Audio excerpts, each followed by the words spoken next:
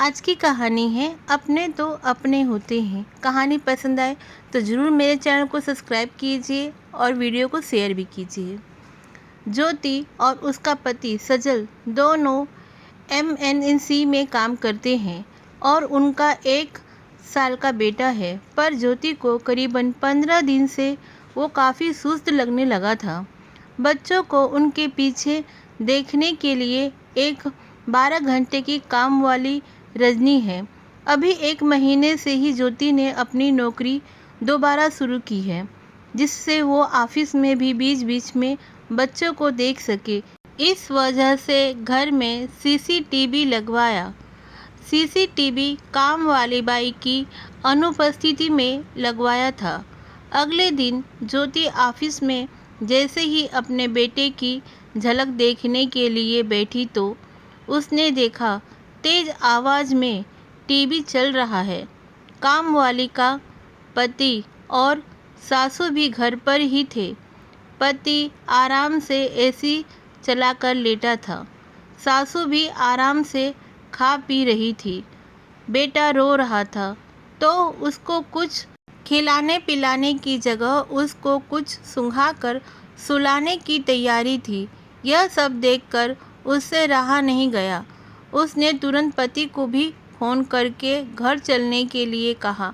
रजनी को शक न हो इसलिए ज्योति ने घर पर बच्चे के लिए फ़ोन किया और ये दिखाया कि वो शाम तक ही घर पहुंचेगी। रजनी पूरी तरह निश्चित थी। उसका पति और सास भी घर पर ही थे।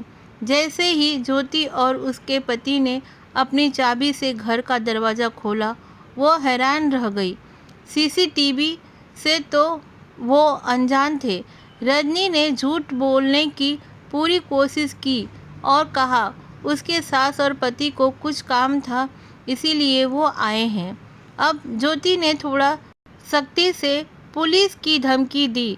तब उसने बताया कि यह सब 15 दिन से चल रहा है और बच्चे को वो हल्की मात्रा में अफीम देकर सुला देते थे।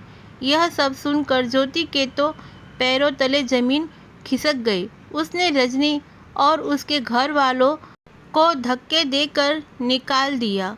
अब ज्योति बहुत देर तक अपने बेटे को सीने से लगाकर फपक फपक कर रोती रही।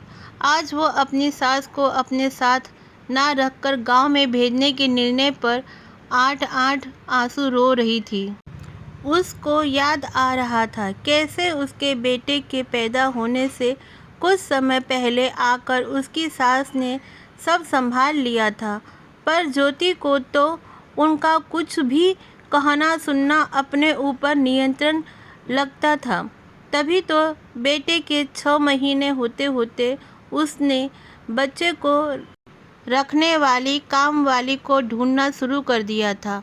आज उसे पता चल रहा था कि एक बच्चा अपने दादा दादी के साथ जितना सुरक्षित है उतना किसी के साथ नहीं।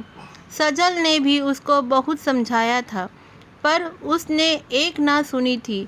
बेटे के लिए ज्योति ने नौकरी छोड़ने का फैसला लिया क्योंकि अब सास को वापस बुलाने की उसकी हिम्मत नहीं हो रही थी। पर सजल ने चुपचाप उन्हें सब कुछ फ़ोन पर बता दिया था। अगले दिन सुबह सुबह घंटी बजी तो ज्योति ने देखा सामने उसकी सास थी। ज्योति उनके चरणों में झुक गई। वो उसे गले लगाती हुई बोली, बेटा तैयार हो जाओ नहीं तो ऑफिस के लिए देर हो जाएगी। वैसे भी अपने तो अपने ही होते हैं।